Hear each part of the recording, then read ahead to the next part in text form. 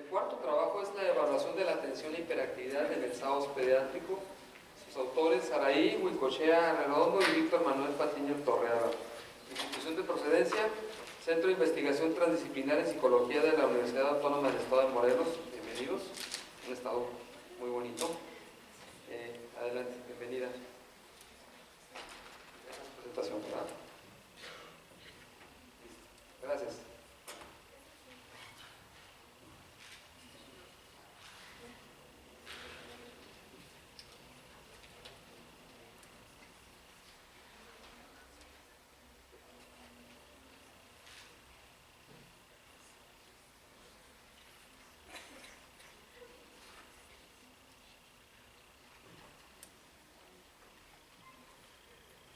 Bueno, hola, buenos días a todos. Como ya lo mencionaron, soy de la UAM y les voy a platicar un poquito acerca de un trabajo que hicimos allá en Cuernavaca, de forma muy resumida, porque hicimos un trabajo con niños con sospecha de SAUS y relación con las funciones neuropsicológicas, solamente que ahorita les voy a hablar de la atención y la hiperactividad. Bueno, como ya hemos visto, dentro de los trastornos respiratorios, pues encontramos la apnea obstructiva del sueño, que también se puede dividir en adultos y en niños. Y precisamente nosotros nos adentramos con los niños porque dentro de la revisión de la literatura encontramos que sí, o sea, sí hay muchos estudios que hablan de SAUS en niños, pero nosotros queríamos ver un poquito más a detalle esos procesos neuropsicológicos. Entonces nos dimos cuenta que había muy pocos y que la mayoría pues son de otros países, que obviamente cambia el contexto. Y si había pocos, pues no hablan a detalle de esos procesos neuropsicológicos que a nosotros nos interesan a detalle. Porque, como bien han mencionado, sí hay problemas de aprendizaje, hay bajo rendimiento escolar, pero nosotros queríamos saber un poquito más acerca de ello.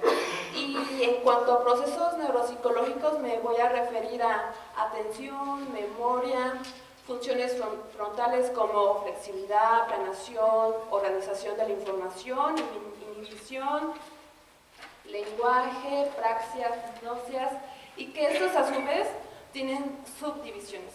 En este caso, como les mencioné, solamente voy a hablar de la atención. Bueno, dentro de los tantos estudios que se han hecho, por ejemplo, un estudio que se hizo en ratitas, que se le aplicaba hipoxia intermitente simulando precisamente esta apnea, pues se encontraron dificultades en el hipocampo, ciertas estructuras del hipocampo que son responsables de la memoria, por ejemplo. Otros estudios de neuroimagen que también nos hablan de disminución de la corteza cerebral en zonas prefrontales, del parental derecho, de la corteza del cíngulo, que por ejemplo son muy importantes para la atención. Y otros más estudios que hablan de problemas de neurodesarrollo, de aprendizaje, y bueno, claro, ¿no? Lo que nos han dicho mucho de esos niños con SAUS, que a veces se confunden con TDA. Y entonces, por ello, el objetivo es describir los procesos cognitivos, en este caso solamente la atención, en niños de 6 a 11 años con sospecha de SAUS, y también determinar si había hiperactividad o no. Atención vamos a entender como esa posesión de los sentidos hacia cierto estímulo. Y más a detalle pues podemos ver desde esa focalización hacia el estímulo, el mantener la atención, la concentración, que si hay un estímulo extra, pues tal vez voltear a verlo, pero tener esa capacidad de otra vez girar la atención al mismo estímulo. Y también, por ejemplo, ese volumen atencional o span atencional, que es muy importante, que es cuántos estímulos a la vez podemos nosotros atender al mismo tiempo, tanto de forma auditiva como de forma visual. Y bueno, de 6 a 11 años. ¿Por qué de 6 a 11 años? Bueno, sabemos que el contexto cambia en preescolar y en la primaria. Muchas veces en la práctica clínica, y eso pasa mucho en el área de neuropsicología, los niños llegan más en esta edad. ¿Por qué? Ustedes saben, las demandas en el preescolar es muy diferente a ya las demandas educativas en la primaria. Regularmente las actividades son muy diferentes. Pero ya es aquí cuando los maestros dicen, es que este niño tiene algo, mándale a hacerle una evaluación, o el propio médico dice, pues necesitamos un WIS, un coeficiente intelectual. Es en este momento cuando ya se dan cuenta que algo está pasando por la misma demanda que tiene la primaria. Que también en la práctica nos dice que hay padres que sí se dan cuenta que desde un poco antes que el niño tiene algo, como les menciono, es más común en la primaria. Hay veces que hasta la secundaria se dan cuenta que pasa algo con su hijo, hay veces que hasta la prepa y hay veces que nunca se dieron cuenta, ¿no? Ya los llevan muy, muy tarde. Y bueno, determinar si existía hiperactividad o no, aunque no sé si ustedes sepan, pero la persona que acuñó el término de TDA, pues ya después se arrepintió y actualmente dijo que no existe, ¿no? Pero independientemente de eso, pues es importante, muy importante ver la conducta del niño. Y bueno, nosotros utilizamos a 20 niños, como lo dije, de este rango de edad, y bueno, tuvimos 12 niños y 8 niñas entre primero y sexto de primaria. Que utilizamos, como lo mencioné, con sospecha de hiperactividad, porque nosotros utilizamos el cuestionario de sueño de Shervin.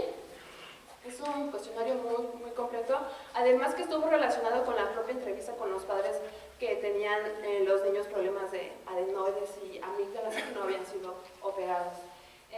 Para las funciones cognitivas utilizamos la evaluación neuropsicológica infantil de Ardila y Ostrowski, que también es una cátedra muy, muy completa del UNAM, es para población mexicana. Para la hiperactividad utilizamos la escala de Conners, esa tiene la versión para padres y la versión para los maestros, porque es muy importante comparar ambos contextos, y también obviamente es una historia clínica aplicada a los padres y de alguna forma cierta entrevista también con los maestros, porque también su punto de vista es muy valioso. Los criterios de inclusión, pues dentro de los de inclusión están que cubrieran ese rango de edad, que fueran detectados por el cuestionario. Excluimos a niños que tuvieran dificultades o alteraciones neurológicas, psiquiátricas, algún impedimento físico que fuera a sesgar los resultados de la prueba, o dificultades visuales o auditivas que también pudieran afectar o sesgar los resultados. Y si tuvieran esas dificultades, pues que estuvieran corregidas. La siguiente, por favor. ¿Qué hicimos? Aplicamos el cuestionario a 600 niños. Bueno, el cuestionario va dirigido a los padres, lo contestan los padres. Fueron a 600 niños, de esos 600 niños solamente nos quedaron 25, pero como ustedes saben siempre pasa algo, está la muerte experimental, o creo ahora ya se le dice de otra forma, o hay padres que en definitiva no quisieron participar en el estudio, que tocó, por ejemplo, que decían los padres, bueno, yo sé que mi hijo tiene algo, pero a mí el médico me dijo que eso se le iba a quitar, así que no me interesa el estudio, y bueno, no. También, como nos manejan los principios éticos, pues hay que respetar esa decisión, solamente informar qué puede hacer y qué es lo que está teniendo su hijo, ¿no? Las consecuencias que puede tener esto. Ya de los que quisieron fueron 20, a esos 20 pues se les pidió el consentimiento informado a los padres, a cada niño se le aplicó la batería que más o menos se tardan unas 3 horas, obviamente se dividió para no cansar a los niños, y se aplicó también la entrevista clínica a los padres. Los resultados, en cuanto a la atención, encontramos puntuaciones bajas o por debajo de la norma en atención tanto auditiva como visual. La propia batería o la propia evaluación nos manejan los puntajes normales y los puntajes que están por debajo. Entonces estos niños salieron por debajo en la atención auditiva y visual. Ahí por ejemplo tenemos una gráfica, la línea roja es la media media y ven cómo la mayoría de los niños está por debajo de esa línea. En cuanto a la hiperactividad, con la escala Conners, adelante. Como les mencionaba, es para versión padres y maestros. Gracias. Maestros y padres. Lo quise dejar así por separado porque salió algo muy interesante. Para los maestros nos resultaron 25% hiperactivos y para los padres un 45% hiperactivos. Entonces, como ven, para los padres los niños son más hiperactivos que para los maestros. Entonces, tal vez tengamos en cuenta el contexto en el cual se encuentran los niños o los maestros.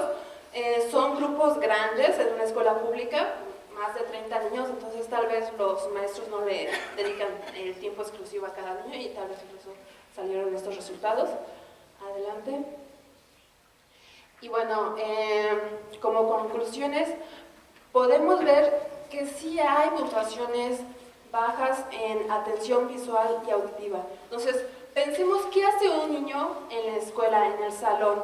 Pues el maestro le dicta, el maestro escribe en el pizarrón, entonces el niño tiene que atender los ejercicios del cuaderno, del libro. Entonces, si es un niño que tiene el span reducido, pues obviamente va a tener dificultades en su rendimiento. Si es un niño que tal vez tiene problemas en el rastreo, pues tal vez va a tener dificultades también académicas. Entonces, hay a veces que los propios maestros, con entrevista directa, decían, es que es un niño lento, es un niño pues tontito. Entonces, y realmente así lo dicen.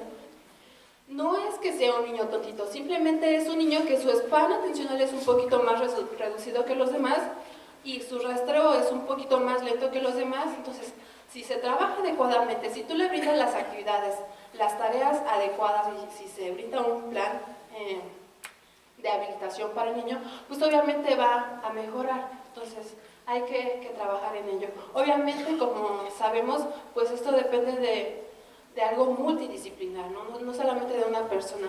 Además de ese apoyo psicoeducativo que se tiene que dar tanto a los padres como a los maestros, porque aquí la percepción que hay con este padecimiento, realmente hay unos discursos que varían mucho. Por ejemplo, me tocó desde la madre que me decía, yo sé que mi hijo tiene algo, obviamente, pero yo lo apoyo, yo le brindo las herramientas para que no tenga dificultades en la escuela. Y hay la otra contraparte que dice, ok, yo sé que también mi hijo tiene algo, pero pues por eso que tiene algo, yo lo cuido, yo lo mimo, que no le vaya a pasar nada porque se enferma, no me lo toquen, por favor. Entonces, como que hay una sobreprotección. Y en esos niños, son los niños que se puntaron muy bajos, mientras que los otros niños puntaron más arriba. Entonces, hay que tener esa educación. También los docentes, hablar con ellos para no tener falsas percepciones. O sea, me tocó también los padres que me decían, es que tú hablas con los maestros, tú explícales porque a mí no me hacen caso y ya contigo pues ya va a cambiar la relación de maestro-niño. Bueno, por mi parte sería todo. Gracias.